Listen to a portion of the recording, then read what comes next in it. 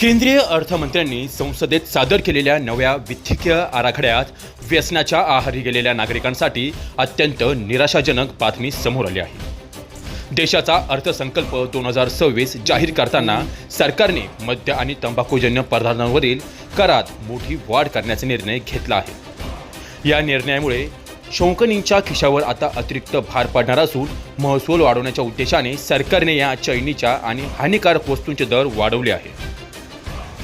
मद्यपानाचे व्यसन असलेल्या लोकांसाठी यंदाचा अर्थसंकल्प खिशाला कात्री लावणारा ठरला आहे। सरकारने मद्य उत्पादनावर लावलेल्या जाणाऱ्या कराच्या रचनेत बदल केल्यामुळे विदेशी आणि देशी अशा दोन्ही प्रकारच्या मद्याच्या किमतीत लक्षणीय वाढ होणार आहे।